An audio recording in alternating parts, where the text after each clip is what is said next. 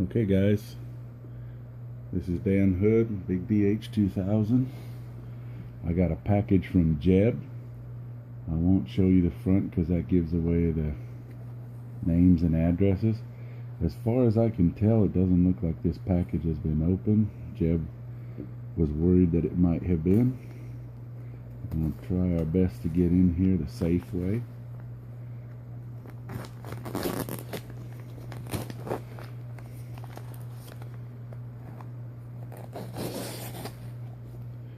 And for those of you wondering, this is what a sharp knife does.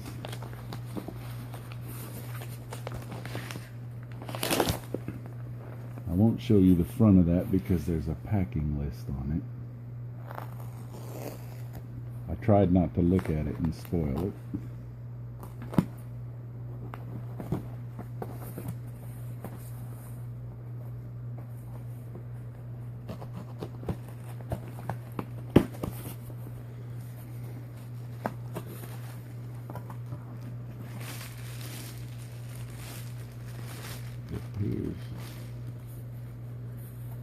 Here is a letter. I'm going to pause this while I read the letter. Okay, I've read the letter.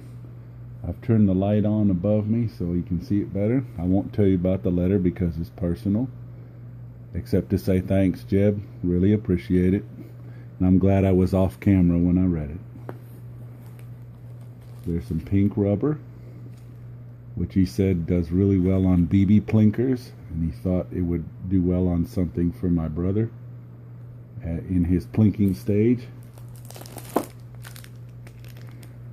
He said the bingo cards make for good shooting and messing about while my brother's in the various events that he has to go through over the next few days, and he thought those would be good for him to use.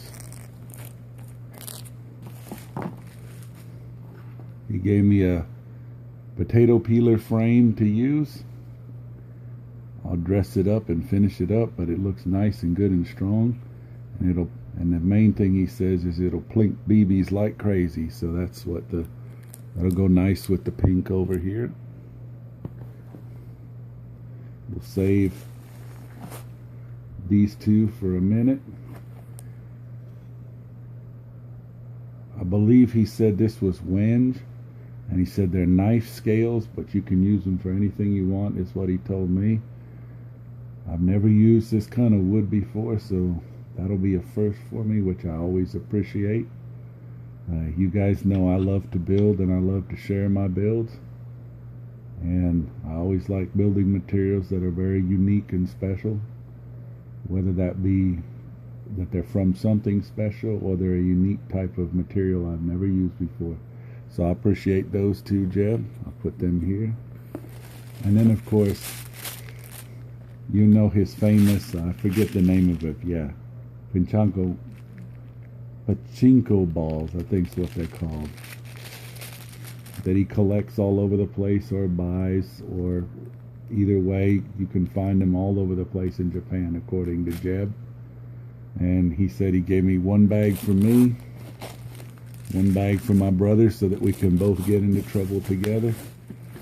I'm just making sure this is all empty, which it is, and then he said these blades are nothing special, but he says they're sharp enough to really do well on a slingshot, on a stripping down of a slingshot.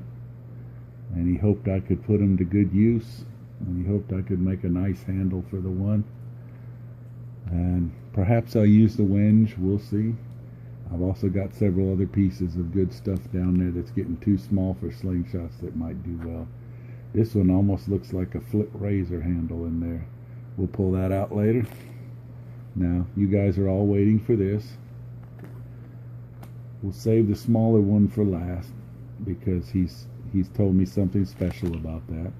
And as you can see, he wrapped it like I do. In fact, for all I know, he may have sent back the same claws I sent around some of his. That's what some folks do. He said this one, let me look at the exact name. is Ogre Mage, and he said he was working with a combination of jewelry and lattice work and string tie, and you can see it's incredibly intricate. It's a monster too. He thinks it's oak, and based on what I know about oak and what I can see here, this is oak. And you can see he's left what look like either chisel marks or sand marks, but you can notice it's very distinct the way the bottom's been done. You can see that all the drilling interconnects, and as weird shaped as the bottom is, I know for a fact that it's very hard to drill like that and make sure that they all connect together, because you can't get the thing to lay straight when you're doing it. You can see the skull on the bottom. It's almost like it's winking at you. And you can see, I believe that's a marble. I've always commented on how cool I thought his marbles were, and you can see this was a 3-prong at one time. And we've got grooves, and of course it's built big and solid. And some of you may not understand, but I have a really huge hand. What you don't realize is this is probably 10 to 11 inches tall. In my hand, you can see it fits in my hand quite well. I can grab onto it. If I hold it like this, you can also hold it like this. I'm sure you hold it any way you want. For me, this just feels comfortable and right. But for the most part, I tend to put slingshots like that up on the mantle and just look at them more than shoot them, because of, you know, some slingshots are just meant to be works of art and looked at.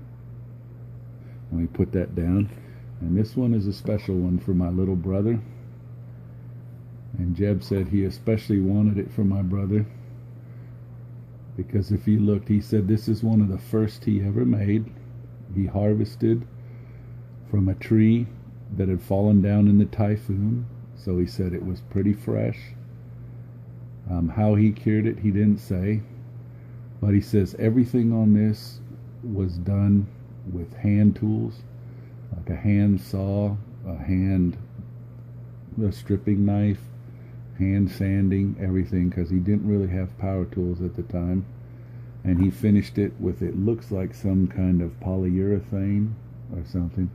But he said the important thing is he wanted my brother to have something that wasn't a machine, since during his chemo he was going to be sitting around a tremendous amount of machines. And he's right, my brother is sitting around a ton of machines. Now, if you look closely, let me try and make sure I can see this. You can see that he's filled holes in this. And this is his infamous chili powder. Some of you may remember that he talked about having chili powder and mixing it in epoxy. This has chili powder because he knew, and he laughed when he shot sending it to us, because he knows how we grew up in India and enjoyed chili powder all our lives. And he thought it would be funny to name it something like Marco Polo, since it was coming from Asia, carrying spices like Marco Polo did on his journeys. For those of you who don't know anything about Marco Polo, read up on it. You should know it's a very interesting story and very important story about how spices first traveled into Europe. Anyway, it's beautiful work on all counts, Jeb. I love it all, and I love the extras. And I'll let my brother know. For those of you who don't know, my brother's been, quite quiet because he's very exhausted after spending 9 a.m. to about 3 p.m. undergoing all the stuff before he gets his chemo. Then he comes home and basically sleeps for almost 2 or 3 hours to recover from it. And then he has dinner and goes to bed, pretty much. So he doesn't get on much. He doesn't say much. He barely can keep in touch with us in the family. But I'll keep you guys informed. But beautiful work, Jeb. Thanks for everything and the thought behind it. Now hopefully I can load this up in under 50 hours.